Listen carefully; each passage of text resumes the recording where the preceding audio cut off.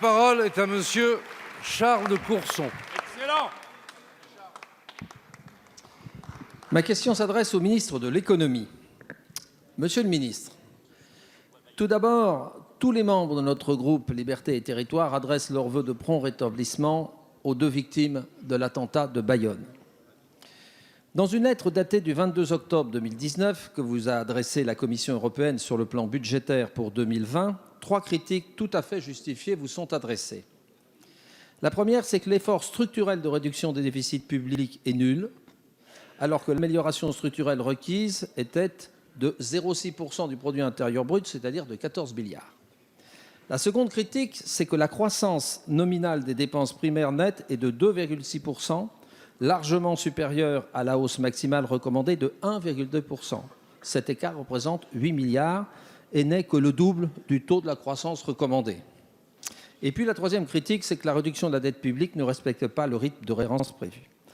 La Commission européenne vous a demandé de lui faire part de vos observations avant le 23 octobre 2019 afin de lui permettre d'affiner leur compréhension des choix budgétaires faits par le gouvernement. Pouvez-vous informer la représentation nationale du contenu de votre réponse? Merci, monsieur le député. La parole est à madame Agnès Pannier-Runacher, secrétaire d'État auprès du ministre de l'Économie et des Finances.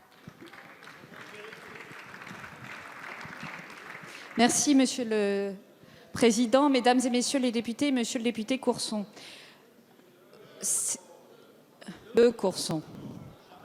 Si vous souhaitez, d'abord très simplement, si vous souhaitez avoir la réponse qui a été faite par Bruno Le Maire à la lettre de sollicitation de la Commission européenne, je veux vous dire qu'elle est publique et en ligne sur le site du ministère. Elle est donc parfaitement accessible et c'est bien naturel, en transparence avec la représentation nationale.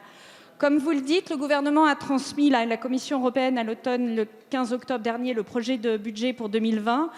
La Commission a posé un certain nombre de questions et dans sa réponse transmise le 23 octobre, le ministre de l'Économie et des Finances a rappelé les grandes orientations du projet, du budget, qui a été soumis à votre Assemblée. Notamment le fait que nous avons un déficit nominal en baisse à 2,2% et un solde structurel stable en 2020. 2,2%, je rappelle que c'est un chiffre qu'on n'a jamais atteint ces 15 dernières années. Et un ratio d'endettement qui est stabilisé à 98,7% du PIB. Nous avons évidemment souligné l'ensemble des réformes structurelles qui ont été faites au cours de ces 2 dernières années et le fait que la croissance de nos dépenses est de 0,7% en 2019 et en 2020, soit un rythme nettement plus faible qu'au cours du quinquennat précédent. Nous avons rappelé à la Commission l'ensemble des réformes qui étaient engagées pour l'ensemble des administrations publiques, l'État bien entendu, mais également le champ social et le champ des collectivités locales dans le cadre de la contractualisation que nous menons. Ces réformes nous permettent de financer des baisses de prélèvements obligatoires sans précédent de près de 10 milliards d'euros l'année prochaine, qui inclut notamment une baisse de 5 milliards d'euros sur l'impôt sur le revenu, je veux le rappeler ici, ainsi que la baisse de l'impôt sur les sociétés. Nous poursuivons le dialogue avec la Commission européenne et nous serons attentifs à présenter notre meilleur projet. Je vous remercie. Merci, monsieur le député. Je résume votre réponse, madame la ministre, en un mot. On respectera peut-être demain, voire après-demain, voire après-après-demain. En résumé, c'est ça votre réponse. Merci, monsieur le député.